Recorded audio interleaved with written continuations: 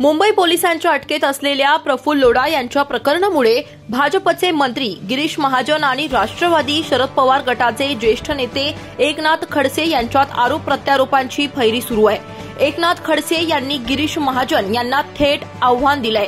खडसे यांनी त्यांच्या मुलाच्या मृत्यूच्या प्रकरणाची सीबीआय चौकशी करण्याची मागणी देखील केली आहे। तसेच प्रफुल्ल लोढा याची नार्को करण्याची मागणी देखील खडसे यांनी केली आहे। खडसे यांनी म्हटलंय की प्रफुल्ल लोढाचे नार्को टेस्ट करा, सारं दूध का दूध और पाणी का पाणी समोर येईल।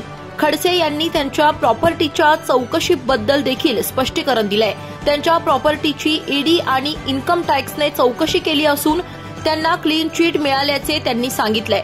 प्रफुल्ल लोढाकडून जमा होणाऱ्या माहितीमध्ये मंत्र्यांचे काही संबंध असतील तर ते बाहेर येण्याची शक्यता नाही, असे खडसे यांनी म्हटलंय। सरकार या प्रकरणात हस्तक्षेप करत असल्याचा आरोप देखील त्यांनी केलाय।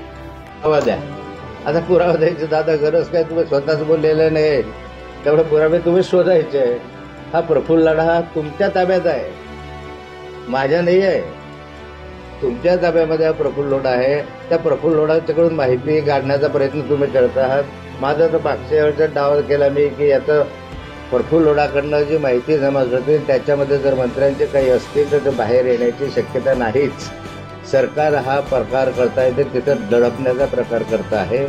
म्हणून काल जे आमच्या कोडपे सरांनी विनंती केलेली आहे ती मी परत सांगतो की प्रफुल्ल लोढाचे नार्को टेस्ट करा, सारं दूध का दूध पाणी का पाणी समोर येईल, त्याचे नार्को टेस्ट करा ना तुम्ही।